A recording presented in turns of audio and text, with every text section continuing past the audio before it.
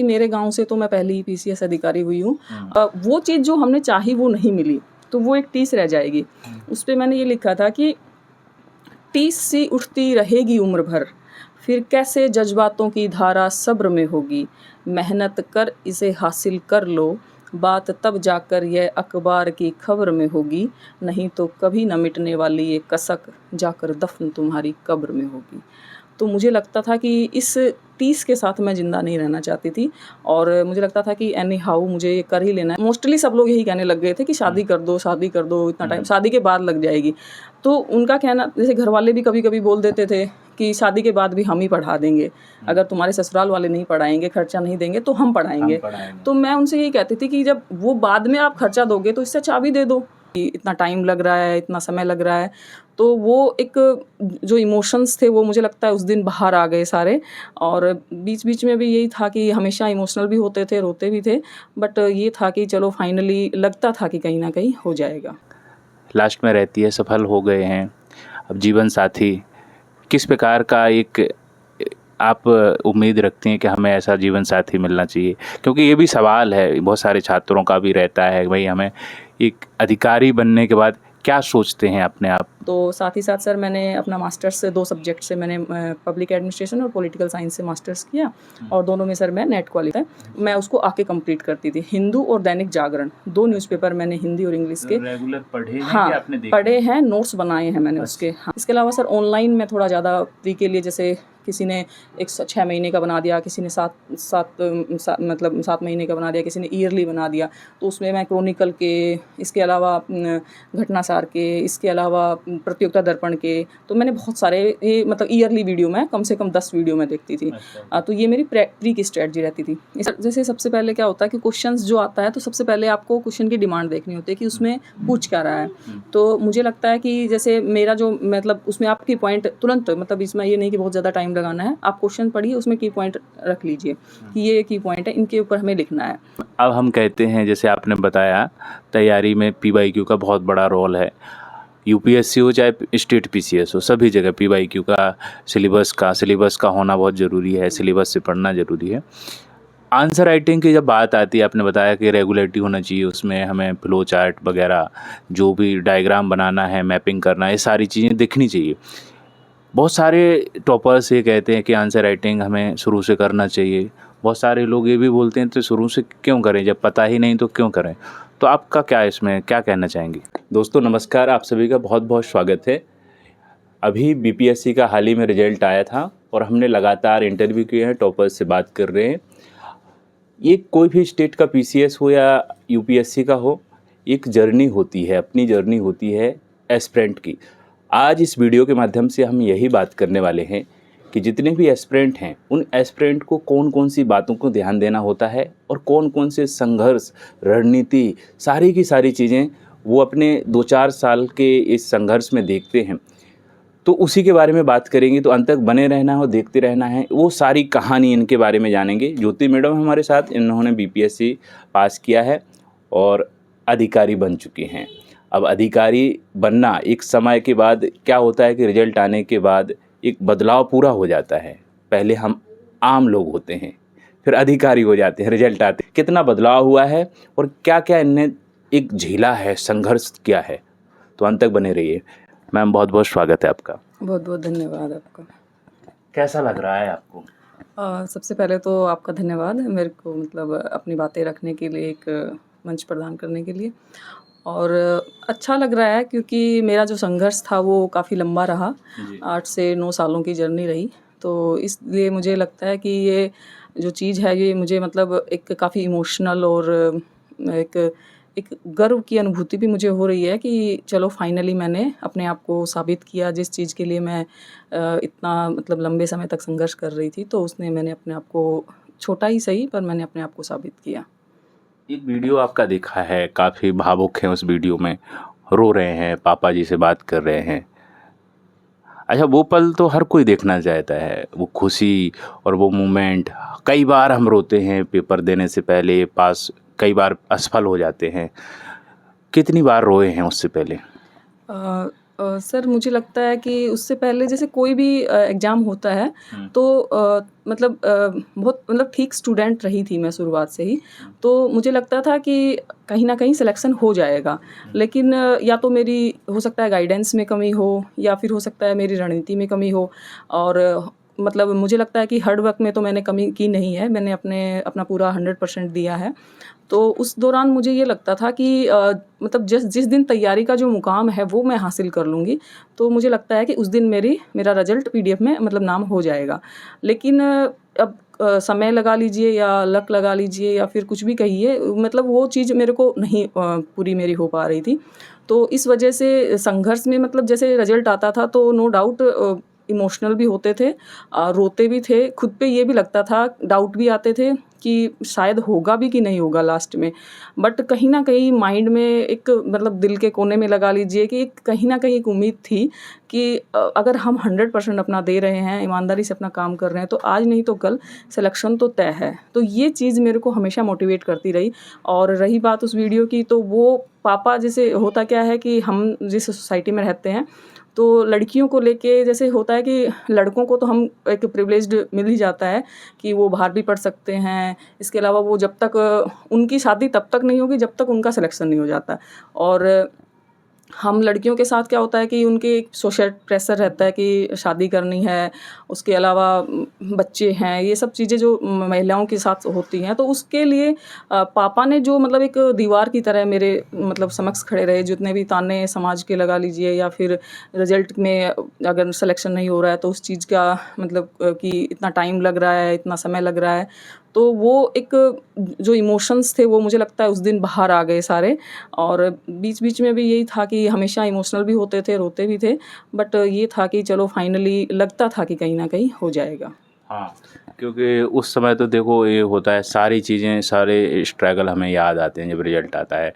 तो आप पापा से कह रहे हैं, पापा मैं अधिकारी बन गई, ऐसा कुछ करके आपका था हाँ कुछ? सर, वो एक्चुअली मुझे लगता था कि मैं नहीं शायद पापा बने हैं और मेरी फैमिली बनी है, क्योंकि मैंने ये नहीं कहा कि मैं अधिकारी बन गई हूँ, आप मैंने पापा ये कहा कि पापा आप बन गए हैं। हाँ, क्योंकि ये हम तो मतलब फाइनली तो हम ही हुए हैं, बट मैं ये फ़ील उनको ये देना चाहती थी कि आप ही बने हैं। श्रेय आपका है हाँ, सारा। मतलब सारा श्रेय आपका है, आप ही बने हैं, मतलब आप, मैं ये नहीं कि मैं बनी हूँ, आप बने हैं, मेरी फैमिली बनी है, मेरा परिवार जिन्होंने मेरे को इतना सपोर्ट किया है, मैं ये कि आप बने हैं। तो मैंने उनको यही कहा कि आप बन गए हैं। अच्छा। तो उनके बनने में मैं भी बन गई या मेरे बनने में वो भी बन गए। अच्छा, फैमिली में कितने लोग हैं आपके और क्या करते हैं पापा आपके?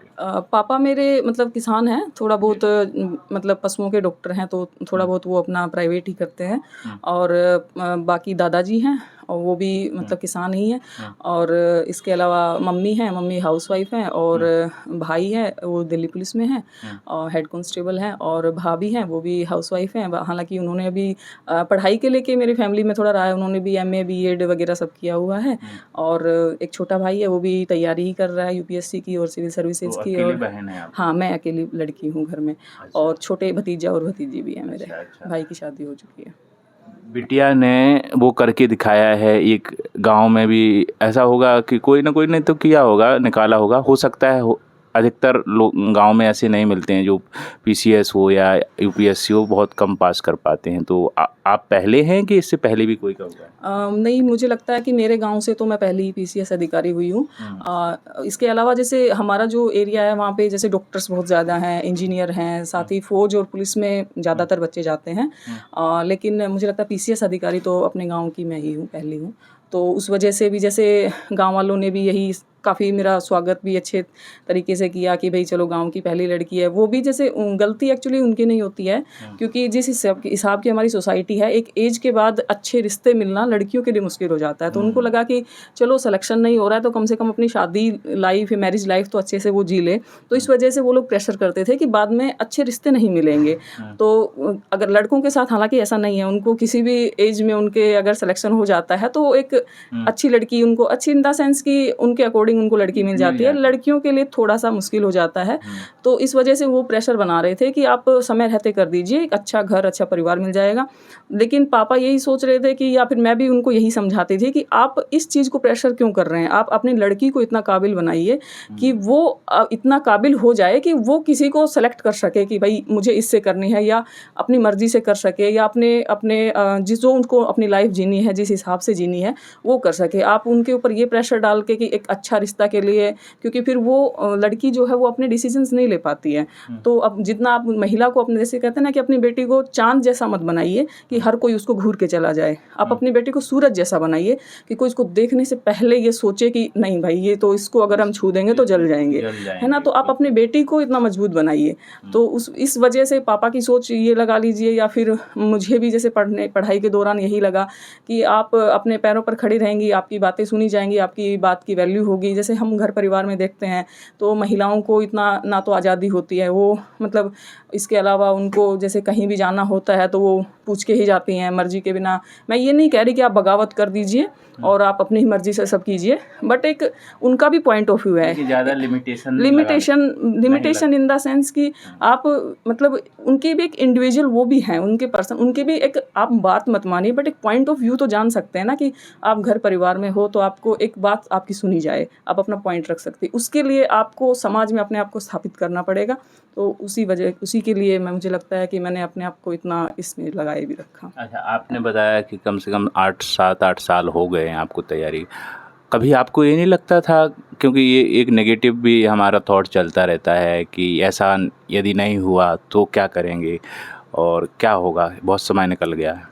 सर जैसे होता क्या है कि शुरुआत में अगर मैंने देखे तो मैंने माइंड में ऐसे था नहीं। जैसे बहुत सारे बच्चे होते हैं तो स्कूल में कोई ऑफिसर आ गया या किसी से मीटिंग हो गई, मेरा ऐसा कभी ऐसे हुआ नहीं कि मैंने किसी को देखा हो कि हमारे स्कूल में कोई आया है या कॉलेज में कोई आया है।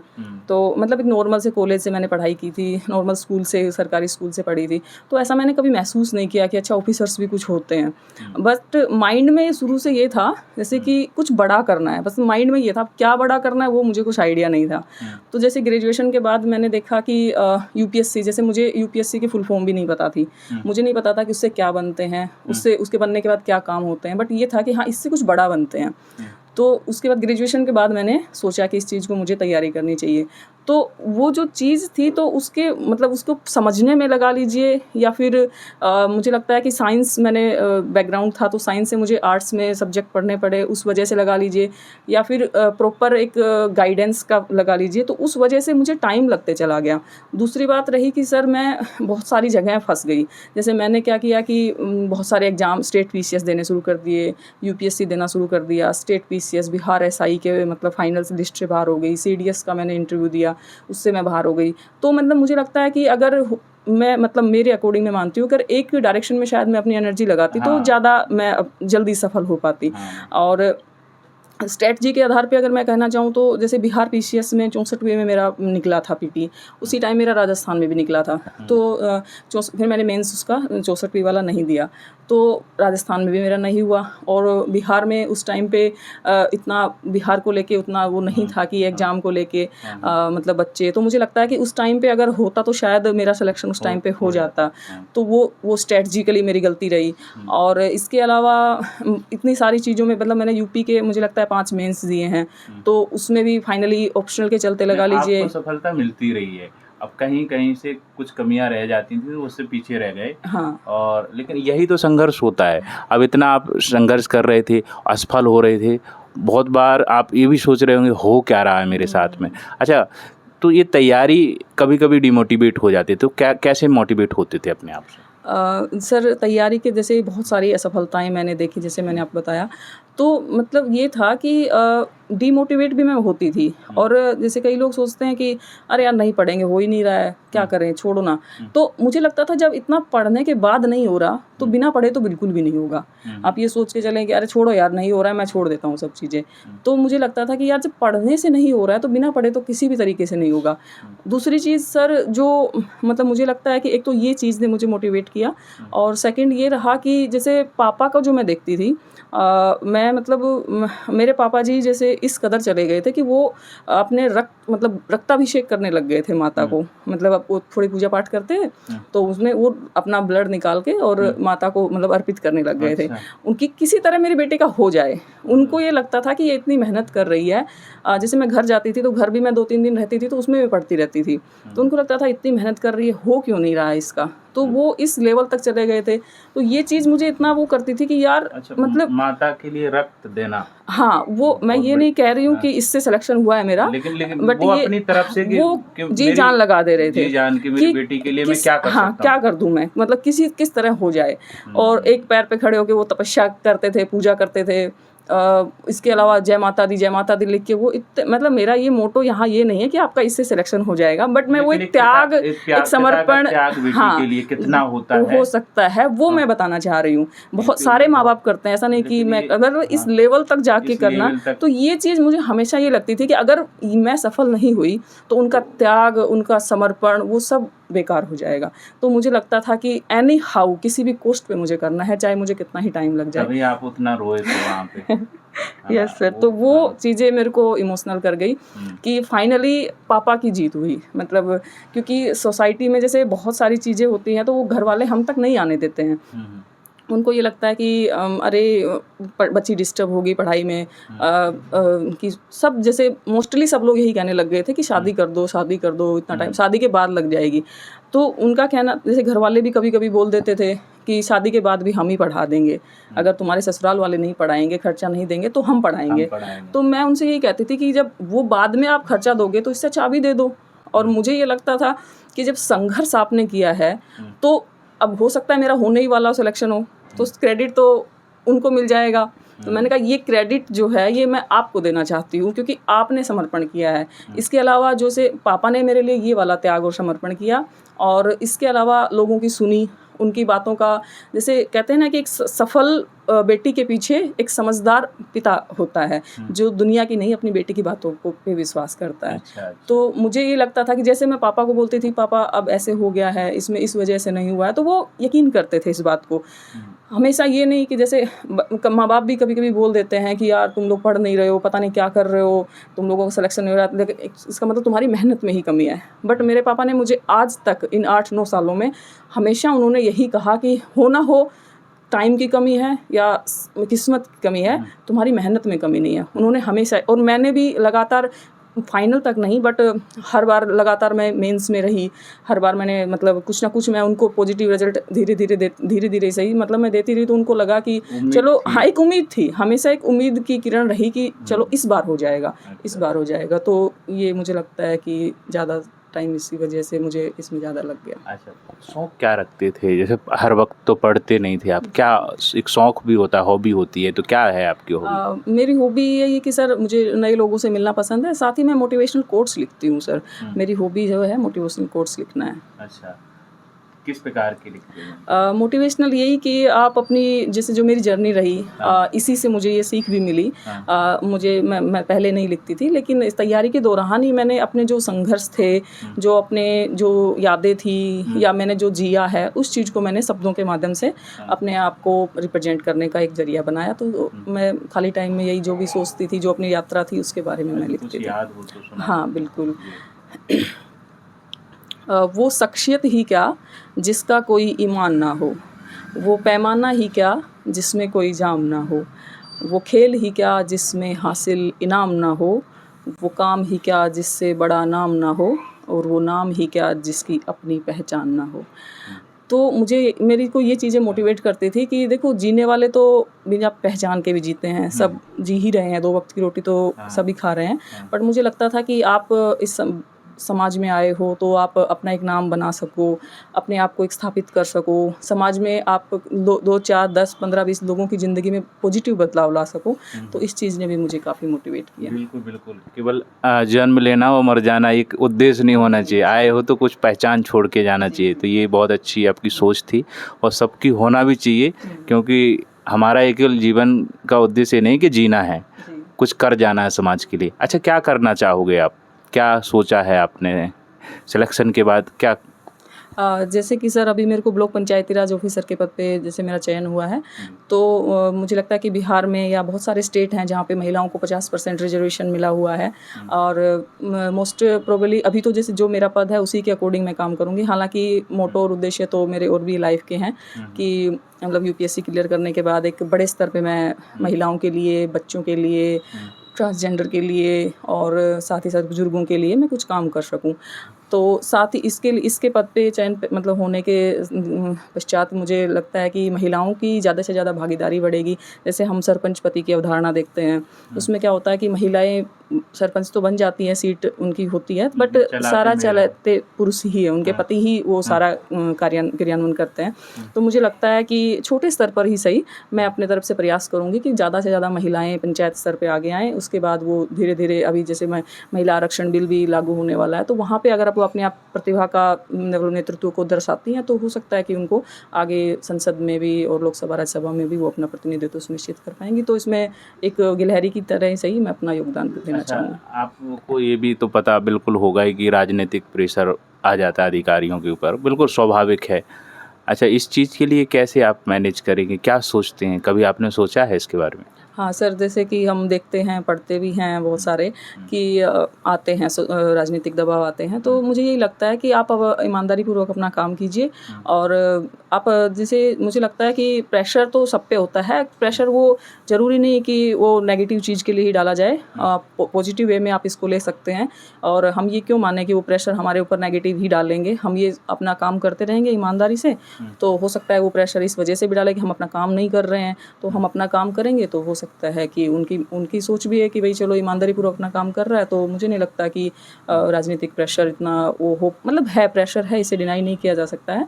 लेकिन हाँ ये है कि आप अपना ईमानदारी से अपना काम करते रहिए, आप अपनी बात पर अड़े रहिए। अगर वो ज़्यादा कुछ होता है तो जैसा कि हम केस स्टडी में पढ़ते ही हैं, आप उनसे लिखित में लिखवा लीजिए। अगर कुछ दिक्कत होगी तो उनका तो लिखित जवाब रहेगा ही आपके पास। जैसे आपने कविताओं की जिक्र किया था इससे पहले भी, कुछ आप सुनाना चाहें जो मोटिवेट हों छात्र आपको देख के, क्योंकि वो भी इसी तैयारी में लगे हुए हैं और कई बार डिमोटिवेट हो जाते हैं, तो क्या कहना चाहेंगे? सर मुझे लगता है कि जैसे कि जब किसी का सपना जो होता है, तो सपना जब किसी का टूटता है या वो पूरा नहीं होता है, तो इंसान को ना एक टीस रह जाती है, वो ताउम्र उनको वो टीस रहती है। मेरे मोटिवेट रहने का एक कारण ये भी था, मुझे लगता था कि अगर नहीं होगा तो मतलब मुझे ये हमेशा ये माइंड में, मैं जब तक मेरी लास्ट मतलब मरूंगी तब तक ये रहेगा कि यार मतलब भले ही हम अच्छे मुकाम पे पहुंच जाएंगे, नो डाउट, क्योंकि इतना यूपीएससी की जर्नी के दौरान 7-8 सालों में हम, मुझे लगता है कि हम एक अच्छे खासे मुकाम पे अपना बिजनेस स्टार्टअप कर सकते हैं, इसके अलावा पढ़ा सकते हैं। पर मुझे लगता है कि अगर वो चीज़ जो हमने चाही वो नहीं मिली तो वो एक टीस रह जाएगी। उस पर मैंने ये लिखा था कि टीस सी उठती रहेगी उम्र भर, फिर कैसे जज्बातों की धारा सब्र में होगी, मेहनत कर इसे हासिल कर लो, बात तब जाकर यह अखबार की खबर में होगी, नहीं तो कभी न मिटने वाली ये कसक जाकर दफन तुम्हारी कब्र में होगी। तो मुझे लगता था कि इस टीस के साथ मैं ज़िंदा नहीं रहना चाहती थी और मुझे लगता था कि एनी हाउ मुझे ये कर ही लेना है। तो यही बात मैं अपने जो भी सहपाठी हैं, जो भी सीनियर हैं, जूनियर हैं या फिर जो तैयारी कर रहे हैं, वो मैं यही कहना चाहूँगी कि अभी हमें लगता है कि ठीक है, हो जाएगा तो ठीक है, नहीं होगा तो ठीक है। अगर आपका मेंटल स्टेटस इस हिसाब का है कि आपको बहुत ज़्यादा फ़र्क नहीं पड़ता है, जैसे कि बहुत सारे हमने देखे हैं कि अनअकैडमी वाले जो सर हैं उन्होंने निकाल के छोड़ दिया, बहुत सारे ऑफिसर्स हैं जो छोड़ के अपना बिजनेस कर रहे हैं या पॉलिटिक्स ज्वाइन कर लेते हैं। मतलब आपको ये लगता है कि ये चीज़ मुझे बहुत मेंटली मेरे को टॉर्चर नहीं कर पाएगी, अगर मेरा नहीं हुआ तो कोई दिक्कत नहीं, मैं अपना अलग फील्ड में कुछ करूँगा। इतना आपका मेंटल स्टेटस है स्ट्रॉन्ग तो आप इसको मतलब एक ले सकते हैं, हल्के में ले सकते हैं। अदरवाइज अगर आपको लगता है कि नहीं यार, अगर नहीं हुआ तो मैं तो सारी उम्र इसको मतलब एक जख्म सा रह जाएगा, ये कील सी रह जाएगी, तो मुझे लगता है कि आपको जी जान से आपको जुट के आपको कहीं ना कहीं एक अच्छे मुकाम पे चले जाना चाहिए, तो आपको शायद तकलीफ कम होगी।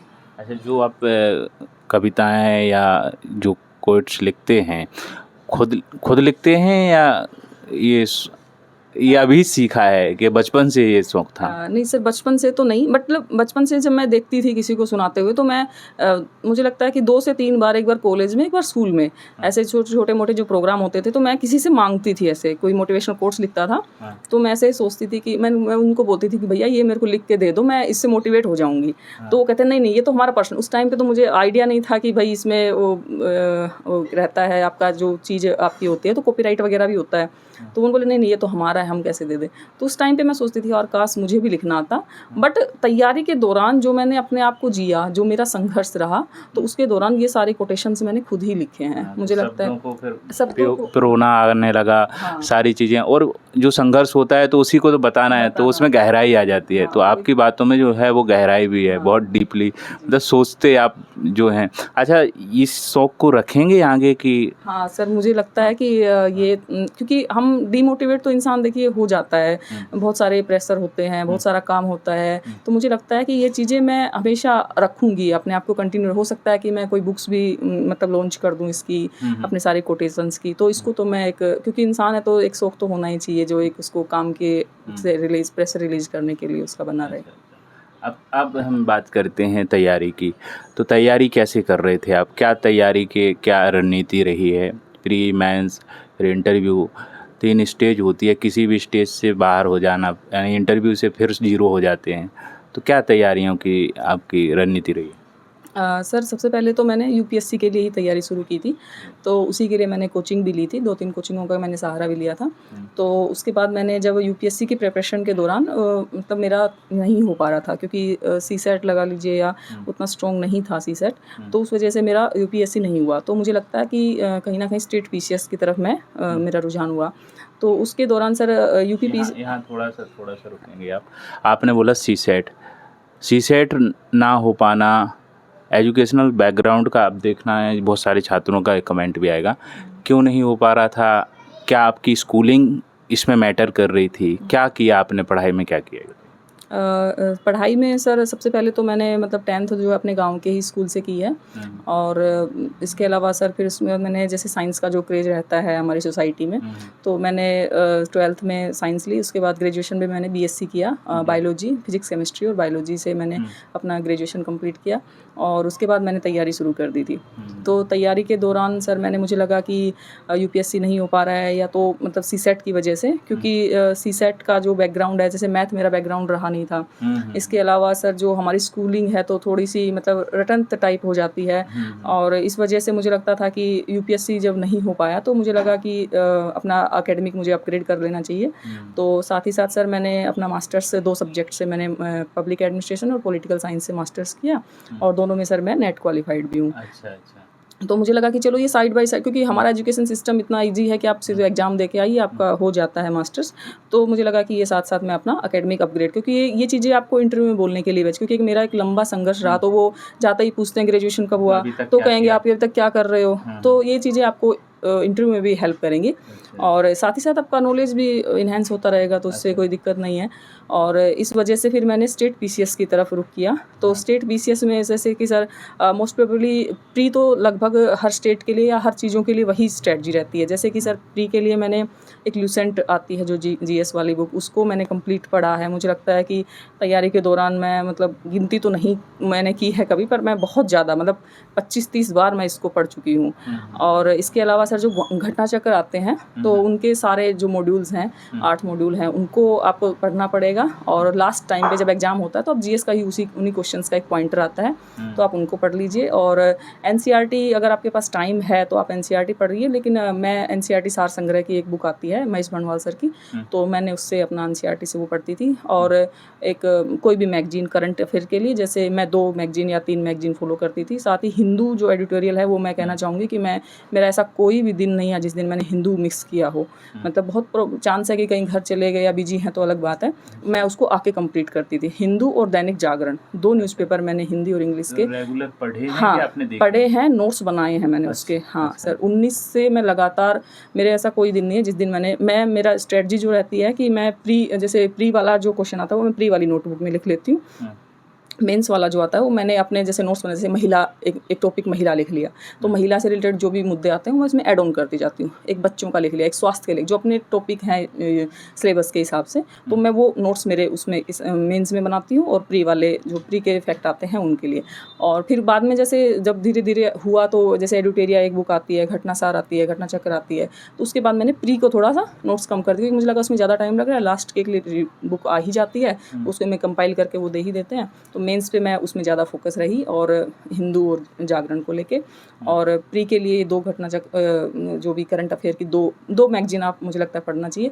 इसके अलावा सर ऑनलाइन में थोड़ा ज़्यादा प्री के लिए, जैसे किसी ने 6 महीने का बना दिया, किसी ने 7 महीने का बना दिया, किसी ने ईयरली बना दिया, तो उसमें मैं क्रॉनिकल के, इसके अलावा घटनासार के, इसके अलावा प्रतियोगिता दर्पण के, तो मैंने बहुत सारे ये मतलब ईयरली वीडियो में कम से कम 10 वीडियो मैं देखती थी। तो ये मेरी प्री की स्ट्रेटजी रहती थी। इसके अलावा अगर हम यूपी या बिहार के संदर्भ में देखें, तो यूपी में जैसे कि यूपी स्पेशल के ज़्यादा क्वेश्चन नहीं आते, बिहार के ज़्यादा आते हैं, तो उसके लिए केबीसी नैनो हो गई, या एक नोटबुक में रखती थी कि भाई, और मैंने अपने नोट्स बना रखे हैं कि भाई ये नोट्स जो हैं ये मेरे प्री के नोट्स हैं, तो मैंने बिहार स्पेशल के लिए प्री के नोट्स बना रखे हैं। और इसके अलावा सर ये यहाँ नोट्स बताते जाएंगे आप तो। नोट्स सर 2 बुक आप उठा, जैसे केबीसी नैनो हो गई, एक रोहित प्रियदर्शी सर की बुक आई है अभी, कोई भी 2 बुक आपने नोट्स बनाए हैं तो हैं आपके पास अभी? सर अभी तो दुरू मोम थोड़ा ऐसे शिफ्टिंग में चल रहा है, बट होंगे, मुझे लगता है कि 25 पेज भी नहीं होंगे, 20 से 25 पेज में मेरे नोट्स हैं जो प्री के नोट्स हैं। होंगे तो मैं निकाल के भी आपको दिखा दूँगी। और इसके अलावा सर बिहार में जैसे बिहार स्पेशल के ज़्यादा क्वेश्चन आते हैं, तो वो नोट्स से उसमें कवर हो जाते हैं। करंट अफेयर के लिए भी एडिटोरिया वाली बुक मैं पढ़ती थी, बिहार करंट के लिए। बिहार करंट का ज़्यादा फोकस उसमें रहता नहीं है। और उसके में भी स्ट्रेटजिकली आपको फोकस होके, जैसे जनगणना आपको पढ़नी पड़ेगी, वन स्थिति, बजट, सर्वे, और कुछ करंट के क्वेश्चन आते हैं वो आपको करने होते हैं। और इसके अलावा सर मेंस में, जैसे कि मेंस में आपके 2 पेपर हो जाते हैं, ऐसे हो जाता है, ऐसे में कोटेशंस तो मैं अपने भी लिखती थी थोड़े बहुत। और इसके अलावा कोटेशंस मुझे लगता है कि 50 से 60 कोटेशन जो जितने भी अपने टॉपिक हैं उस पर मैंने 3-3, 4-4 कोटेशन के मुझे यही लिखने हैं। तो कोटेशंस के लिए मैंने एक पतली सी अपनी नोटबुक बना रखी थी, उसमें मैं कोटेशंस लिख देती थी। या फिर बहुत सारे ऐसे जो अपने जो थिंकर्स होते हैं उनके कोट्स कि ये मैं ऐसे में डाल के अपने को एनहांस कर सकती हूँ। और बिहार स्पेशल का जो ऐसे होता है उसमें उसका अर्थ आपको जानना चाहिए, तो उतना टफ नहीं होता है, लिखना तो आपको जनरल उसी लैंग्वेज में ही होता है, तो उसके लिए ये स्ट्रेटजी रही। और साथ ही सर फर्स्ट पेपर के लिए, और सर जैसे जो DI के क्वेश्चन होते हैं उसलिए आप PYQ मैंने काफ़ी प्रैक्टिस की है। और मुझे लगता है कि शायद मैथ थोड़ा सा कमज़ोर होने के कारण भी शायद हो सकता है कि DI मेरा शायद गलत हुआ होगा, क्योंकि मैंने आंसर्स मिलाए नहीं थे। और इसके अलावा सर करंट अफेयर के लिए तो मेरा जो ये हिंदू था, इस वजह से मेरा फर्स्ट पेपर भी ठीक रहा। और हिस्ट्री में तो जैसे PYQ बहुत ज़्यादा इंपॉर्टेंट है, क्योंकि बिहार का जो मेंस का टॉपिक है वो लगभग सेलेक्टेड होते हैं, तो आप उनको कर सकते हो गैस की अच्छा इस साल ये आएंगे। और सेकंड पेपर के लिए सर जैसे ज्योग्राफी, पॉलिटी और साइंस टैग हो गया, तो इसके लिए मतलब सर मैंने अपने टॉपिक वाइज सारे ChatGPT से भी हेल्प ली, और बुक से भी अपने एक नोट्स कंपाइल करके बार बार उनको रिवीजन किया। और साथ ही सर मैं एक श्रेष्ठ PCS में मेंस के लिए जुड़ी सर से, तो वहाँ पे सर ने 75 दिन का प्रोग्राम बनाया था। वहाँ पे उन्होंने 5 टॉपिक वो मेंस के डिवाइड कर रखे थे उन्होंने, तो 5 क्वेश्चन जैसे डेली हो गए, तो मैं 5 तो डेली तो नहीं जा पाती थी, तो मैं हर तीसरे दिन या चौथे दिन जाके 20 क्वेश्चन लिख दिए, कभी टाइम लगा तो 5-5 लिख दिए। इस हिसाब से मैं वो सारा सिलेबस मैंने कवर किया है। और साथ ही सर इंटरव्यू के लिए मुझे लगता है कि जैसे सर डेली कोचिंग में मतलब हम जैसे 5-10 लोग जो ग्रुप था उसमें डेली हम लोगों का मॉक करवाते थे, आपस में बच्चे ही क्वेश्चन पूछते थे, उससे झिझक एक खुल जाती है आपकी, क्योंकि होता क्या है कि आपको नॉलेज बहुत होता है, लेकिन आप डिलीवर नहीं कर पाते, या आप मेन इंटरव्यू मुझे लगता है कॉन्फिडेंस का खेल होता है, और आपको नहीं भी आ रहा है तो बहुत ये नहीं कि आपको नहीं आ रहा है तो आपके मार्क्स कटेंगे। तो जो कॉन्फिडेंस होता है, जो झिझक होती है, जैसे कभी कभी हम लोग इतने फ्रिक्वेंट नहीं होते हैं कि जैसे अगर इंटरव्यू बोर्ड में मैम आ जाती हैं तो मैम को हम कई बार सर बोल देते हैं, है ना, तो वो कन्फ्यूजन इसलिए क्योंकि सोसाइटी में इतने हम मैम से वो हमारी बातचीत नहीं हो पाती है, जैसे कोई कोचिंग में ले लीजिए या कहीं भी, तो मैम उतना नहीं, सर ज़्यादा निकलता है, जो पितृसत्तात्मकता हमारी सोसाइटी है, तो उस वजह से मुझे लगता है कि वहाँ पे मैम भी मतलब जो हमारे साथ में जो तैयारी करते थे तो मैम भी क्वेश्चन पूछ रही हैं, तो वो प्रैक्टिस रही। साथ ही सर कभी कभी जैसे शुरू का मेरा पहला इंटरव्यू था ये, तो पहले इंटरव्यू में सर जाते थे तो ग्रीटिंग करना ही भूल जाते थे। तो ये चीज़ें उस ग्रुप के दौरान सर ने हमें क्योंकि मुझे टाइम मिल गया था, मेरा इंटरव्यू बाद में था, तो मुझे लगता है कि आप ग्रुप्स में अपने दोस्तों के साथ जैसे आपकी झिझक खुले, और नॉलेज तो आपका है ही जो आपने पीटी मेंस पढ़ा है, तो मुझे लगता है कि आपका हो इसमें इन सारे अगर आप संदर्भों में प्रयास करेंगे तो सफलता आपको मिल सकती है। आपने सब बता दिया प्री मेंस इंटरव्यू तक। अच्छा, मीडियम का क्या कैसा आपने देखा है? मीडियम का जैसे यूपीएससी में तो बहुत सारे अंतर देखने को मिलता है हिंदी मीडियम इंग्लिश मीडियम में। क्या पीसीएस में भी ऐसा होता है, और आपका कौन सा मीडियम था?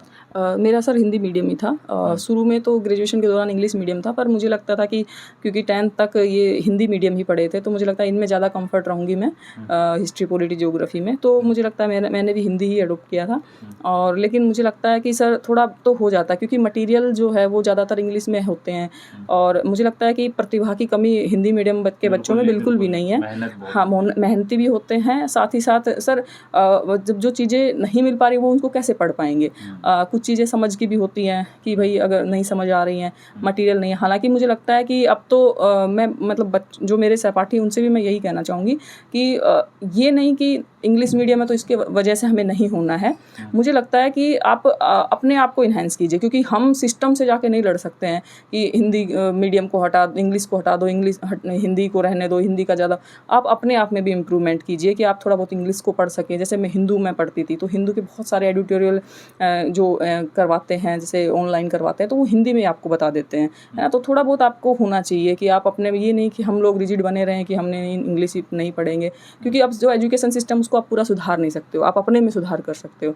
तो इसलिए आपको मुझे लगता है थोड़ा बहुत इंग्लिश पे भी काम करना चाहिए। और मीडियम का सर जैसे इस बार भी सुनने में आ रहा है कि काफ़ी इंग्लिश मीडियम वाले बच्चे ज़्यादा सिलेक्शन लिए हैं, तो मुझे लगता है कि अब मैं तो एक बहुत छोटे सी लेवल पे हूँ, ये बात कि कमीशन को इस बारे में सोचना चाहिए कि वो एक बैलेंस्ड, एक संतुलित रिजल्ट प्रकाशित करे, ताकि दोनों मीडियम को दिक्कत ना हो। जैसे उनको अगर लग रहा है कि एक मतलब वो इस बिहा पे ज़्यादा कर सकते हैं कि वो किस हिसाब से कॉपियाँ चेक करते हैं या किस हिसाब से नॉर्मलाइजेशन करते हैं, तो वो उनके ऊपर मुझे लगता है ज़्यादा डिपेंड है। साथ ही हम उनकी बजाय नहीं अपने ऊपर ज़्यादा काम करेंगे तो हमारे लिए ज़्यादा सही रहेगा। अच्छा, तो मीडियम का ऐसा है कि भाई मेहनत तो कमी कहीं नहीं रहती है। अच्छा, अब इसके बाद हम इस पे चलते हैं, आपके जिस दिन रिजल्ट आया वो तो सारी चीज़ें हो गई हमारी, आपके संघर्ष की बात भी हो गई है। अब जो तैयारी करना चाहता है शुरुआत से, मतलब जीरो से, जिसकी 12वीं भी हुई है, बहुत सारे छात्रों का कमेंट आता है कि हमें 12वीं के बाद क्या करना चाहिए, तो क्या आप कहना चाहेंगे इसके? सर मुझे लगता है कि जैसे हर इंसान अपने आप को सबसे बेहतर जानता है, तो अगर उसको इसी फील्ड में तैयार, सबसे पहले तो आप अपना एक टारगेट बनाना पड़ेगा कि मुझे करना क्या है। और होता क्या है कि हम लोग जिस हिसाब का हमारा एजुकेशन बैकग्राउंड है, तो हम ये सोचते हैं कि 12th के बाद देखेंगे।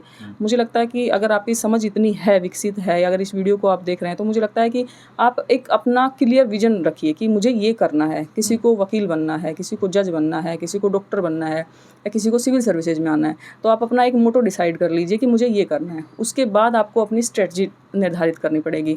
उसके जैसे अगर हम इस फील्ड में हैं तो मैं इसी फील्ड का ज़्यादा बता सकती हूँ कि सबसे पहले तो आपको मतलब एक, मुझे लगता है दृढ़ निश्चय होना चाहिए कि मुझे करना है। पहली चीज़ मुझे लगता है ये होनी चाहिए। सेकंड, आपको कंसिस्टेंसी रखनी चाहिए, आपको लगातार मेहनत करनी पड़ेगी। यहाँ पे बहुत सारी एक असफलताएँ आएंगी, बहुत सारे स्ट्रगल आएंगे, मतलब लाइफ उतनी आसान नहीं है। आप बहुत ब्रिलियंट हो तो आपका 1-2 साल में निकल जाएगा, और उसमें भी उतार चढ़ाव आएंगे। और अगर आप रणनीति आपकी सही है, प्रॉपर गाइडेंस है, तो आप जल्दी भी कर पाएंगे। और इसके लिए मुझे लगता है कि जैसे प्री के लिए जो मैंने स्ट्रेटजी बनाई, प्री के लिए तो मुझे लगता है यूपी हो चाहे यूपीएससी हो और बिहार पीसीएस हो, कोई भी पीसीएस के लिए मुझे लगता है ये वाली स्ट्रेटजी जो मैंने वीडियो में बताई है वो काफ़ी रहेगी। बाकी मेंस के हिसाब से जैसे यूपी में 5th-6th पेपर है, तो उसके लिए आपको यूपी स्पेशल पढ़ना पड़ेगा। बाकी जीएस तो अपना यूपीएससी का ही है। और इसके अलावा सर बाकी स्टेट पीसीएस का थोड़ा, और बाकी का तो मैं इतना नहीं जानती हूँ। तो मुझे लगता है कि ये ज़्यादा आपके लिए सही रहेगा, आप इस पर काम कीजिए। साथ ही साथ PYQ बहुत ज़्यादा इंपॉर्टेंट है, जैसे सभी टॉपर्स कहते हैं। PYQ पे आप काम कीजिए, PT के लिए आप प्रैक्टिस कीजिए, क्योंकि होता क्या है कि हमें इसीलिए सिलेक्शन नहीं होता कि हमें क्वेश्चन नहीं आ रहा, तो हमें कन्फ्यूजन हो जाता है। तो जितना हो सके आप कंक्रीट नॉलेज रखिए कि हाँ, मुझे आप सोते में भी उठा के पूछो तो ये इसका उत्तर है, तो वो कन्फ्यूजन नहीं होगा। तो हम 1-2 नंबर से बाहर हो जाते हैं, कभी 3 नंबर से नहीं हुआ, कभी 2 नंबर से नहीं हुआ। तो जितने ज़्यादा आप प्रैक्टिस करेंगे तो सारी गलतियाँ आप यहाँ कर लेंगे, तो वहाँ आप गलती के चांसेस मतलब कम रहेंगे आपके। तो प्रैक्टिस कीजिए। इसके अलावा मेंस के लिए भी सेम है कि आपको जितना ज़्यादा आप लिख पाएँगे, जितना ज़्यादा आप लिख पाएँ, जितना ज़्यादा अपने जैसे भूमिका और निष्कर्ष अपने लिख लीजिए कि भाई जैसे ये क्वेश्चन आएगा तो मुझे ये भूमिका, तो उससे आपका टाइम बच जाएगा। और आपके निष्कर्ष होना चाहिए, किसी थिंकर का होना चाहिए। SDG से लिख सकते हो, आप उसको एंड कर सकते हो। शुरुआत SDG से लिख सकते हो, किसी कोटेशन से लिख सकते हो। मैप, डायग्राम, ये आपको अपने उत्तर को अच्छा प्रदर्शित करने के लिए होना चाहिए। और साथ ही साथ मुझे लगता है कि इंटरव्यू की तैयारी ये नहीं कि 1 दिन में आप कर लेंगे, 1 महीने में आप कर लेंगे।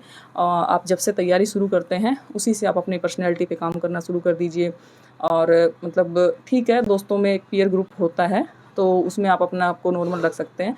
लेकिन एक होता है कि आप एक बना के रखें, एक जो कि आप ऑफिसर टाइप हैं, मतलब ये नहीं कि हमेशा ही बनाए रखें, बट आपको लगना चाहिए कि आपकी पर्सनैलिटी है, तो आप शुरू से उसमें काम करेंगे तो आपके लिए मुझे लगता है ज़्यादा सही रहेगा।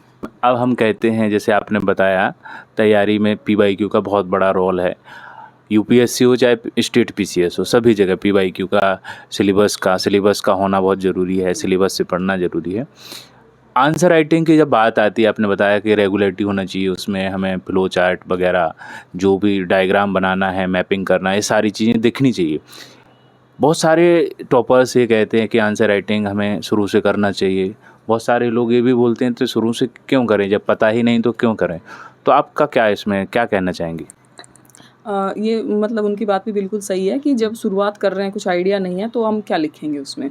तो मुझे ये लगता है कि जैसे आपने कोई टॉपिक पढ़ा, तो आपने वो टॉपिक तो पढ़ लिया, तो आप उसी को उत्तर मतलब उसी के जो PYQ है उसी का आंसर आप लिख सकते हैं। अब ये कि आप आज आपने पढ़ा राष्ट्रपति और आप क्वेश्चन लिखेंगे प्रधानमंत्री का, तो नहीं हो पाएगा। तो आप ये काम कीजिए कि जो चैप्टर आप पढ़ रहे हैं, जैसे आपने एक चैप्टर पढ़ा, उसी से रिलेटेड PYQ जो है आप उस पर प्रैक्टिस कर लीजिए, ये ज़्यादा आसान रहेगा। अच्छा, कौन-कौन सी हमें बातें इसमें मेंस में देखना पड़ेंगी और आंसर राइटिंग में देखना पड़ेंगी? जैसे कि कहाँ से स्टार्ट करें और कहाँ क्या डिमांड है क्वेश्चन की, तो कौन-कौन सी बातों को ध्यान देना होता है? सर जैसे सबसे पहले क्या होता है कि क्वेश्चंस जो आता है, तो सबसे पहले आपको क्वेश्चन की डिमांड देखनी होती है कि उसमें पूछ क्या रहा है। तो मुझे लगता है कि जैसे मेरा जो मतलब उसमें आपकी पॉइंट तुरंत, मतलब इसमें ये नहीं कि बहुत ज़्यादा टाइम लगाना है, आप क्वेश्चन पढ़िए, उसमें की पॉइंट रख लीजिए कि ये की पॉइंट है, इनके ऊपर हमें लिखना है। तो उसके बाद आप क्या करेंगे कि जैसे आपने क्वेश्चन लिखा तो आपको भूमिका आपकी होनी चाहिए। जैसे जितने भी हमारे टॉपिक हैं अपने सिलेबस के अकॉर्डिंग, तो सिलेबस में जैसे संस्कृति है, सभ्यता है, और इसके अलावा भारत छोड़ो आंदोलन है, जैसे बिहार की मैं बात करूँ तो संथाल विद्रोह है, मुंडा विद्रोह है। तो इन सब टॉपिक पे आप अपनी एक भूमिका निकाल लीजिए। वो भूमिका आपकी सारगर्भित होनी चाहिए। आप एक भूमिका लिख लीजिए कि मुझे ये भूमिका जाते ही वहाँ ये लिख देनी है। तो उससे क्या होगा, आपका टाइम बच जाएगा। और वो भूमिका को जैसे क्वेश्चन तो लगभग वही रहेंगे, संथाल विद्रोह के कारण, परिणाम, इसने कैसे बिहार की जनजातीय आंदोलन को प्रभावित किया, उस हिसाब से आप उसको थोड़ा सा ट्विस्ट कर दीजिए। मतलब लिखना वही है कि संथाल विद्रोह ये हुआ, जैसे 1857 की क्रांति है, तो उसका प्रतिरूप आ गया कि कैसे वो उसका रहा कि कैसे कैसे विभिन्न विचारकों ने इसके पे मत दिए। तो आप अपनी एक भूमिका 1857 की क्रांति पे तैयार कर लीजिए। जैसा क्वेश्चन 1857 की क्रांति का आता है उसी हिसाब से थोड़ा उसको मोल्ड कर दीजिए, तो ये आपकी भूमिका हो जाएगी। उससे क्या होगा कि आपको जो बीच का पोर्शन है उसको सोचने का समय आपको मिल जाएगा, क्योंकि आपने तुरंत जाते भूमिका लिख दी। उसके बाद आप निष्कर्ष भी सेम लिख दीजिए। निष्कर्ष आपका मतलब भविष्यगामी होना चाहिए। और साथ ही साथ सर मैंने एक पॉइंट ये किया, मतलब मेरे वाले मेंस में, कि मैंने हर क्वेश्चन में आगे की राह लिखी। मतलब जैसे मैंने UPSC से के संदर्भ में सोचते हुए कि मैंने हर क्वेश्चन में ये कि अब जैसे हिस्ट्री है तो उसमें तो आगे की राह मतलब थोड़ा नहीं लिख पाएंगे, लेकिन उसमें भी आप एक भविष्यगामी होते हुए कि जैसे कि अगर हम चंपारण की बात करें तो चंपारण विद्रोह में अगर हम देखेंगे तो चंपारण विद्रोह में हम उसको भविष्यगामी के तौर पे इस आधार पे लिख सकते हैं कि वहीं से चंपारण से ही जो बिहार की प्रगति यात्रा शुरू हुई है, वहीं से शराबबंदी शुरू हुई है, वहीं से मानव श्रृंखला सबसे बड़ी बनी है। इसके अलावा वहीं से जो भारत सरकार ने स्वच्छता गृही जो अभियान चलाया वो वहीं से चलाया। तो ये कहीं ना कहीं इसको एक हम भविष्यगामी अप्रोच के हिसाब से इसका उत्तर मतलब लास्ट में लिख सकते हैं। तो दूसरी बात क्या होती है कि आप फ्लो डायग्राम चार्ट, जैसे आप एक, मुझे लगता है कि एक प्रेजेंटेशन का जो मैंने ये सारे जो मेंस लिखे, 5 मेंस यूपी के लिखे, राजस्थान का मेंस लिखा, तो ये एक जो कमी मेरे को लगी, क्योंकि नहीं हुआ तो फाइनली है कि कमी रही कहीं ना कहीं। तो इस चीज़ को मैंने अपनी कोचिंग में मेंटर्स के थ्रू मुझे पता चला कि मेरी जो प्रेजेंटेशन थी वो कम, मतलब उतनी अपील नहीं करती थी कि आपको मार्क्स दिए जाएं। तो आप अपना जो उत्तर है वो इस हिसाब से लिखिए कि वो जैसे मतलब प्रेजेंटेशन उसकी अच्छी होनी चाहिए। जैसे होता क्या है कि हम खाना बनाते हैं, हम हाथ में भी रख के रोटी खा सकते हैं, सब्जी उस पे रखी रोटी पे और हमने खा ली। बट मुझे लगता है कि अगर प्लेट में एक सजा के हम देंगे तो चीज़ तो वही है, खाना तो वही है, बट एक प्रेजेंटेशन उसकी होगी तो वो अपील करेगा कि खाने खाने का मन करता है। तो उसी तरह जब आपकी जो कॉपी होगी वो आप राइटिंग पे भी मुझे लगता है आप काम करना चाहिए। अगर आपकी राइटिंग अच्छी नहीं है तो आप उस पर थोड़ा काम करिए। तो राइटिंग, क्योंकि अपील जब होगी तभी वो नंबर देंगे। अगर आप किसी चीज़ को आपको देखने का मन नहीं करेगा तो वो उतना अपील नहीं कर पाएगा, तो वो आपको मार्क्स भी आपके कट हो जाएंगे। तो राइटिंग पे भी आप काम कीजिए, साथ ही एक फ्लो आपके आंसर्स में आना चाहिए। फ्लो में जैसे आप अब पता चले कि आपको कोई मैप बनाना है, तो आप ये नहीं कि बीच कॉपी में मैप बना दीजिए, आपको साइड में कोने में मैप बना देना है, आपको दर्शा देना है, क्योंकि वो एक फ्लो टूटना नहीं चाहिए। आप लिख रहे हैं लगातार, तो साथ ही साथ सर मेंस में आप आगे की राह पे मुझे लगता है कि आप काम कीजिए, क्योंकि आगे की राह में आप एक होलिस्टिक अप्रोच में दे सकते हैं। जैसे सर मैंने इस बार वाले मेंस में मैंने क्वेश्चंस आए थे, जैसे अगर हम IR के करंट अफेयर की बात करें तो उसमें अमेरिका और ईरान वाले मतलब युद्ध संघर्ष जो चल रहा था, तो उसमें मैंने एथिक्स को जोड़ा, क्योंकि बिहार में एथिक्स नहीं है। तो यहाँ जब हम एथिक्स पढ़ते हैं तो मैंने आगे की राह में यही लिखा कि सभी देशों को अंतर्राष्ट्रीय नैतिकता के नियमों को पालन करना चाहिए। इससे मतलब इससे क्या होगा कि एक मानवता का मतलब मानवता की कम हानि होगी। तो इस संदर्भ में मैंने मतलब एक आपका जो आगे की राह का जो पोर्शन होना चाहिए वो मल्टी डायमेंशन होना चाहिए। तो ये चीज़ मैंने इनोवेशन इस बार अपने आंसर्स में की थी सर। अच्छा, ये सारी चीज़ें देखो मेंस की आप बता रहे हैं। अच्छा, ये एक और चीज़ छात्रों के बीच में आती है कि इसी के दौरान मेंस के कि मीडियम का, अशुद्धियों का, जैसे हिंदी में अशुद्धियाँ होती हैं, कितना मैटर करता है? क्योंकि अशुद्धियाँ भी मात्राओं में होती है, बिंदी में होती है। ज़्यादातर हिंदी में बिंदी का होना कितना ज़रूरी है, और ऐसा आपको लगा है क्या? सर मुझे लगता है कि जैसे आपका मीडियम हिंदी है, आपका मीडियम इंग्लिश है, तो आपका मीडियम होने का मतलब होता है कि आप अपने आप को रिप्रेजेंट कर रहे हैं उसी भाषा में। आपकी हिंदी मीडियम का होने का मतलब आपके हिंदी में कमांड है, इसलिए आपने हिंदी मीडियम को चुना है। तो जब उसमें भी अगर आपकी गलतियाँ हो रही हैं तो एक नेगेटिव इम्पैक्ट जाता है कि जैसे इंटरव्यू में हमारे से पूछा जाता है कि आप ही बताइए कि आपसे कौन से पोर्शन से क्वेश्चन पूछा जाए, और फिर आप उसमें फंस जाते हैं, है ना। तो ये एक बहुत नेगेटिव आपका चला जाता है। अब वो पूछ रहे हैं तब आप फंस गए तो उतना दिक्कत नहीं होती है। जैसे आपसे पूछा जाए कि आप ही बताइए कि आपसे कौन से एरिया से क्वेश्चन पूछे जाएं, और उसमें आपने फंस गए तो उसमें लगता है अरे आपने ही बताया, आप ही उसमें फिर फंस गए, तो वो एक थोड़ा सा नेगेटिव वे में चला जाता है। इसलिए हिंदी मीडियम हमने चुना है तो हमें कोशिश करनी चाहिए कि हमारे से कम गलतियाँ हो। लेकिन हम रोबोट तो है नहीं, या फिर हम कंप्यूटर तो है नहीं कि हम गलतियाँ मतलब उतना सटीक तरीके से लिख देंगे।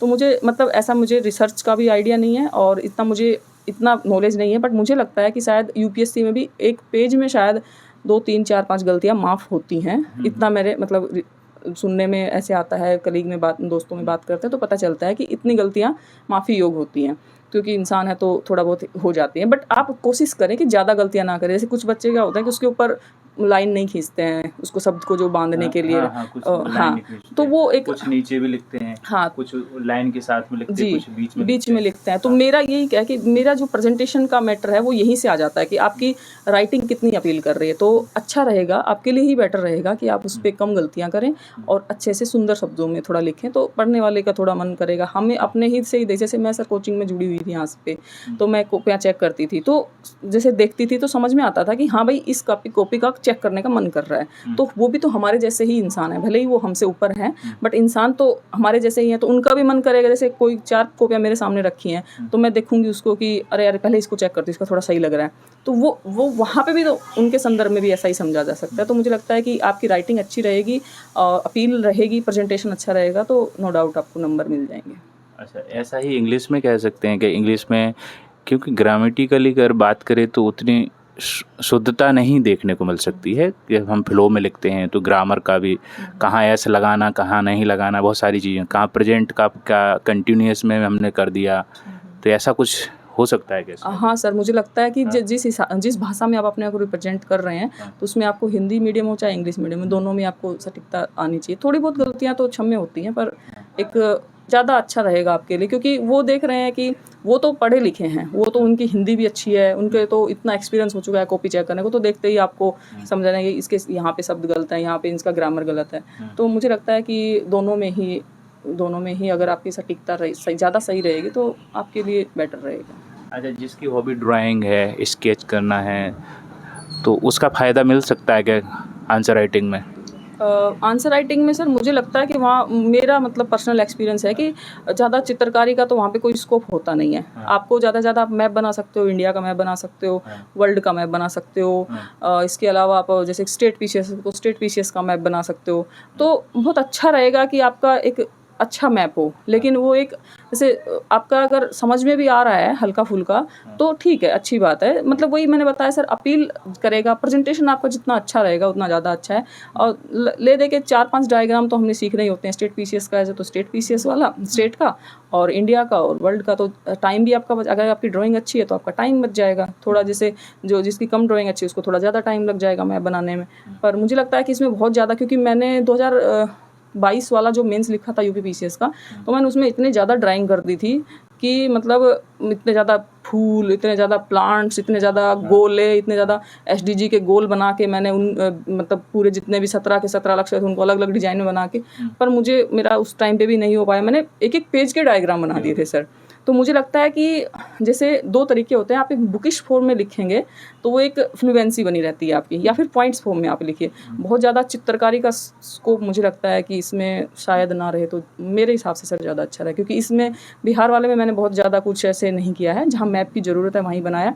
उसको भी सर मैंने जैसे पहले ही बताया कि साइड में बनाइए, ये नहीं कि आपकी जो प्रॉपर आपका जो आंसर आ रहा है उसके बीच में आप घुसा दे रहे हैं। कभी कभी जैसे हमारे पास कंटेंट कम होता है तो हम लोग भी थोड़ा दिमाग लगा के इसमें करते हैं, तो कॉपी भरी भरी लिख देंगे। तो वो समझ रहे हैं, वो हम उनको पागल नहीं बना सकते हैं। तो मुझे लगता है कि इस बार मैंने ये जैसे यूपी में मैं करती थी कि बीच में डायग्राम बना दिया कि थोड़ा भरा भरा लिखेगा, कॉपी थोड़ी बड़ा डायग्राम बना दिया। नहीं, आप छोटा भी बनाइए तो चल जाएगा, ऐसा कोई बहुत वो नहीं है कि हाँ, जहाँ ज़रूरत है, जहाँ प्रॉपर, जैसे कि जो यूपीएससी में फर्स्ट रैंक थी, उनका मुझे नाम नहीं याद आ रहा है, तो उन्होंने पर्यटन के क्षेत्र में नहीं सर, वो शायद हैंडीकैप्ड जो थी, ईरा सीगल जो थी, तो उन्होंने बताया कि मेरा जो मैप जो पर्यटन के क्षेत्र में आया था, तो उन्होंने ऐसे में भी वो बनाए थे मैप कि पर्यटन क्षेत्र इंडिया में ये पर्यटन क्षेत्र हैं, तो उन्होंने अच्छे से दिखाया था, उसको रिप्रेजेंट किया था। तो जहाँ ज़रूरत है वहाँ बड़ा बनाइए, जहाँ पे आपको लगता है जैसे कोई स्पेसिफिक एक क्वेश्चन आ गया कि भारत के जितने भी रिजर्वायर्स हैं उनके बारे में बताइए, तो उसमें तो आपको पूरा बड़ा मैप बनाना पड़ेगा। लेकिन अगर आपको दिखाना है कि संथाल या मुंडा विद्रोह का जो क्षेत्र दिखाना है बिहार में मैप बना के, तो उसको आप कोने में छोटा सा बना के आप संथाल परगना वाला क्षेत्र दिखा सकते हैं। तो मुझे लगता है ये ज़्यादा सही रहेगा। तैयारी की पूरी बात हो गई हमारी।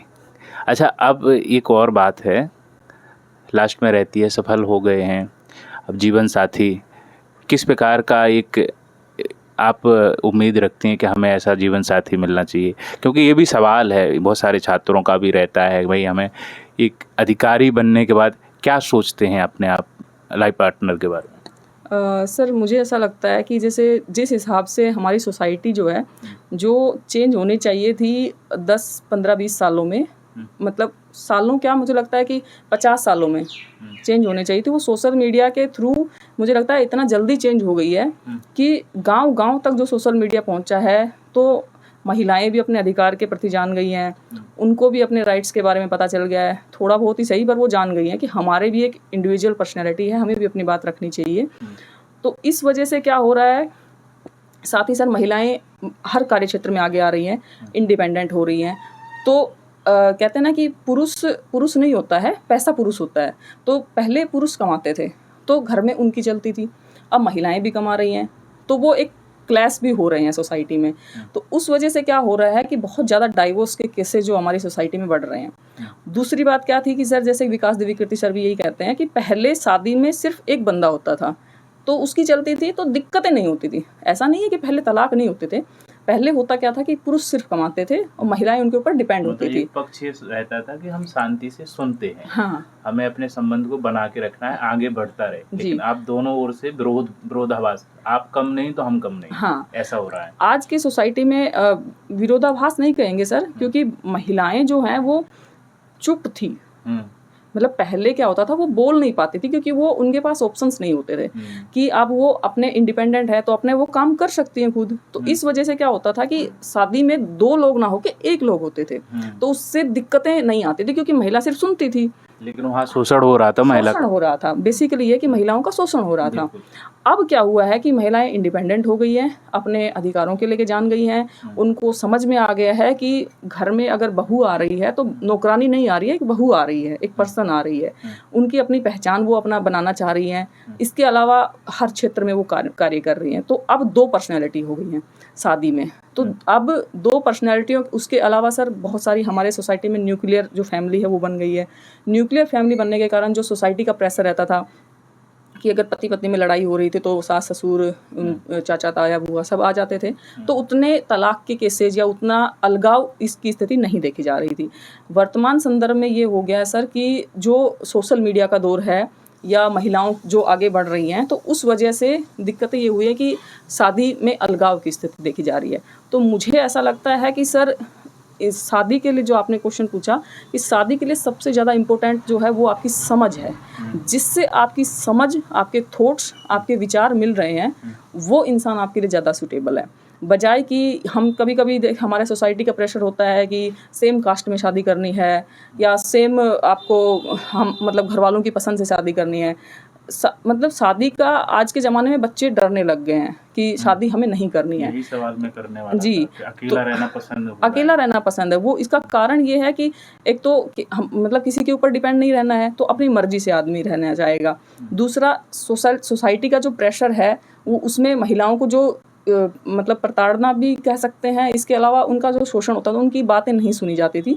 तो इस वजह से वो नहीं चाहते कि हम किसी बंधन में बंधे, तो दिक्कत है। और तीसरी बात सर ये होती है कि अगर बंदा आपकी समझ अगर किसी के साथ मिल, जैसे सर आज के ज़माने में मैं एक चीज़ ये देख रही हूँ कि पहले क्या होता था कि महिलाएं अपने जो पीछे वाली फैमिली होती थी, उनके मतलब मायके वाली फैमिली, उसका ज़्यादा इंटरफेरेंस भी नहीं होता था और वो उनके लिए कुछ कर भी नहीं पाती थी।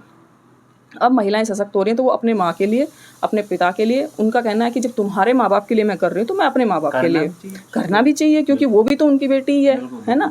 तो वो चीज़ें अब वहाँ पे दिक्कतें दोनों परिवारों में क्लैश हो जा रही है। तो मुझे लगता है कि ऐसा बंदा जो आपकी समझ हो, जो आपके परिवार को अपना परिवार समझे, आप उनके परिवार को अपना परिवार समझे। महिलाओं के सशक्त होने का मतलब ये थोड़ी कि आप बगावत कर दो, आप परिवार को साथ लेके ना चलें। आपको समझदारी ये होनी चाहिए कि मेरे परिवार भी साथ रहेंगे अगर उनको कोई दिक्कत है, और आपकी फैमिली को भी मैं देखूंगी। तो मिल के, अगर मुझे लगता है कि दोनों मिल के अगर इस चीज़ को, फैमिली को, अपनी समझ को या अपने सपनों को साथ में मिल के पूरा करें तो वो ज़्यादा बेटर रहेगा। अच्छा, ये जो सवाल है एक और, जो आपने बोला कि शादी करना पसंद नहीं कर रहे हैं आजकल ज़्यादा युवा, क्या ये अभी जो वर्तमान में जो केस सामने आ रहे हैं मारने के, घूमने के, ये सारे, इससे भी युवाओं के ऊपर असर पड़ रहा है, खासकर पुरुष समाज के ऊपर? सर होता क्या है, जैसे मैंने बताया कि सोशल मीडिया का जो दौर है, घटनाएं ऐसी पहले भी होती थी, ऐसा नहीं है कि मतलब आज ही हो रही हैं। आजकल सारी चीज़ें सोशल मीडिया पे हाईलाइट हो जा रही हैं। तो नो डाउट कि हम ऐसा नहीं है कि अभी भी गाँव में देखें तो उतना ज़्यादा उन लोगों को नहीं पता है कि ठीक है हो गया है। अभी भी वो लोग इसी समझ में है, इसी सोच में है कि अरे शादी कर दो ठीक हो जाएगा सब। मतलब बहुत, जैसे कुछ केस मैंने भी देखे हैं कि उनको पता है कि सामने वाली लड़की शादी के लिए राजी नहीं है, लेकिन वो उनका रहेगा ठीक है शादी के बाद सब ठीक हो जाएगा। तो वो इस चीज़ को नहीं समझ पा रहे हैं, वहाँ तक अभी ये चीज़ थोड़ी कम पहुँची है। लेकिन मुझे लगता है कि सोशल मीडिया के दौर में जो चीज़ें पहुँच रही हैं, जो चीज़ हम देखते हैं, तो उसमें नो डाउट माइंड में होता है। बट इंसान है, जैसे अभी बहुत सारे अपराध होते हैं, तो हम हर अपराधी को हम ये सोचते हैं यार इसके बाद अपराध नहीं होगा, ये तो बहुत भयंकर हो गया। तो अभी हमने जैसे राजस्थान वाला जो केस देखा, जो 13 साल की बच्ची के साथ रेप हुआ, तो ये लगा यार उनको कितना पीटा गया, मतलब मॉब लिंचिंग टाइप उनका किया गया, खूब उनको मारा गया। उसके बाद लगा नहीं यार ये ऐसा कुछ नहीं होगा। लेकिन जैसे ही उसके मुझे लगता है 10 से 15 दिन भी नहीं हुए थे, चित्रकूट में ये घटना फिर से सामने आ गई। वहाँ पे गैंग रेप हुआ, उसका वीडियो बना। तो ये चीज़ें मुझे लगता है कि सोशल मीडिया के दौर में बहुत ज़्यादा दिखने लग गई हैं। तो इन चीज़ों को मतलब रोक नहीं सकते हैं हम, ये पहले भी होती थी, हाईलाइट अब ज़्यादा होने लग गई हैं। और रही बात जैसे पुरुष समाज में डर है, तो होता क्या है कि अपनी जान जो होती है वो महिला को भी प्यारी होती है, पुरुष को भी प्यारी होती है। तो महिलाएं भी डरी हुई थी इस बात से, वो भी उनके जैसे एनसीआरबी के अगर हम आंकड़े देखें तो जो पार्टनर महिलाओं को मारते हैं उसकी तुलना में ये पुरुषों वाला तो 4 से 5 केस आते हैं, बट ये हाईलाइट इतना ज़्यादा हो जाते हैं, महिलाओं के इतने हाईलाइट नहीं हो पाते हैं। तो मेरा कहने का मतलब ये है कि महिला को भी एक महिला से पहले वो एक पर्सन है, एक ह्यूमन बीइंग है, उसकी तरह अगर हम सोचेंगे तो मुझे लगता है कि समस्याएं कम होंगी, क्योंकि अब रुकने वाली नहीं है महिलाएं कि मतलब रुक जाएंगी, वो दब जाएंगी। अब वो अपने अधिकार जान गई है। ये एक संक्रमण काल है। संक्रमण काल में क्या होगा कि महिलाएं सिर्फ अपने अधिकारों के प्रति जागरूक होंगी। धीरे धीरे जब उनमें समझ बढ़ेगी, वो भी चीज़ों को देखेंगी, तो उनको लगेगा नहीं हमारी ड्यूटी भी कुछ है। तो जैसे जैसे महिलाएं भी और पुरुष भी जब ये दोनों अपने समझ लें कि हमारे अधिकार के साथ हमारी ड्यूटी भी है, और दोनों एक सिक्के के दूसरे पहलू हैं, कि क्योंकि एक के बिना दूसरा अधूरा है ना। कहते हैं कि मेरा अधिकार वहाँ समाप्त हो जाता है जहाँ पे आपकी नाक शुरू होती है। तो ना, तो मतलब कहने का ये है कि अगर दोनों अपने अधिकार और अपने कर्तव्यों का दोनों आराम से पालन करें तो मुझे लगता है कि सोसाइटी में वो सामंजस्य बना रहेगा और दोनों के लिए अच्छा रहेगा और समाज के लिए भी अच्छा रहेगा। सब बातों पे हमारी चर्चा हो गई मैडम। अब लास्ट में क्या कहना चाहेंगी सबके लिए, सभी युवाओं के लिए, या कोई भी अपना लाइफ में किसी भी प्रकार से कैरियर बनाना चाहता है, चाहे वो सिविल सर्विस हो या अन्य क्षेत्र हो, तो क्या कहना चाहेंगे? सर मैं यही कहूँगी कि जैसे कि मैंने पहले भी कहा कि आप अपनी एक पहचान बनाइए, और इसके अलावा आप जिस सपने को साकार करना चाहते हैं उसके लिए ईमानदारी पूर्वक मेहनत कीजिए। और मतलब जैसे हम देखते हैं कि उसका सिलेक्शन हो गया, इसका हो गया, मुझे लगता है कि वो चीज़ आप जब खुद फील कर पाएंगे तभी आप महसूस कर पाएंगे कि वो चीज़ क्या होती है। मैं बता दूं कि मैं बहुत खुश हूँ या ऐसा अच्छा लगता है, ऐसे रिपोर्टर्स आते हैं, ऐसे बातें होती हैं, सम्मान होता है, वो आपको बताने पे आप उस चीज़ को महसूस नहीं कर पाएंगे। और मैं सबसे यही कहना चाहूँगी कि मैं चाहूँगी कि आप अपने सपनों को पूरा करें और उस चीज़ को महसूस करें कि सच में ये चीज़ क्या होती है, और क्योंकि बहुत अच्छा लगता है आप जब खुद महसूस करेंगे इस चीज़ को। और एक कोटेशन के माध्यम से मैं अपनी बात को एंड करना चाहूँगी कि झोंक दो खुद को इस आग में इस कदर कि राख तक ना बचे, वरना टूट कर बिखरोगे इस तरह कि समा जाने के लिए खाक तक ना बचे। रच इतिहास झुका किस्मत को अपने कदमों में कि फिर तेरे कदमों में झुकने के लिए धरती तो क्या आकाश तक ना बचे। अरे वाह, क्या बात है मैडम। तो देख सकते हैं मैडम ने हमसे लगातार 1 घंटे बात की है, और हर एक पहलू पर हमने बात की है, चाहे वो उनके बचपन से लेके उनके संघर्ष के बारे में, तैयारी के बारे में, वो भी तैयारी ऐसा नहीं, प्री मेंस इंटरव्यू, हर एक स्टेज की आंसर राइटिंग कैसे करना है आपको, कौन कौन सी बातों को ध्यान देना है, मीडियम का कितना असर होता है। भाई मीडियम भी है, हिंदी है, तो हिंदी में बिंदी की कितनी ज़रूरत है, इंग्लिश में ग्रामर की कितनी ज़रूरत है, सारी चीज़ों के बारे में बात की है। शादी के बारे में बात की, युवा क्यों इस शादी से कतरा रहे हैं इसके बारे में बात की, खासकर पुरुष समाज। अब पुरुष समाज का ये बता रहे हैं कि सोशल मीडिया का दौर है, सारी चीज़ें हैं, प्रताड़ना महिलाओं के साथ भी होती है और पुरुषों के साथ भी होती है, लेकिन पुरुषों को हाईलाइट करके एक मौका मिल रहा है सोशल मीडिया का, और दिखा देते हैं कि एक और ऐसा हो गया, एक और बलि का बकरा बन गया। लेकिन डर की बात नहीं है, सामंजस्य बना कर रखिए। आपके तैयारी के दौरान हो, चाहे आपकी लाइफ के दौरान हो, जो भी आपके डाउट रह जाते हैं कमेंट करके बताना है मैडम से। आप लोग कभी भी और भी किसी भी प्रकार की जानकारी चाहते हैं तो हम कभी और भी इंटरव्यू करेंगे, क्योंकि इनका अभी भी संघर्ष जारी रहेगा, आगे और भी मुकाम तक पहुँचे, हमारी शुभकामनाएं रहेंगी आप लोगों के लिए भी, मैडम के लिए भी। नमस्कार।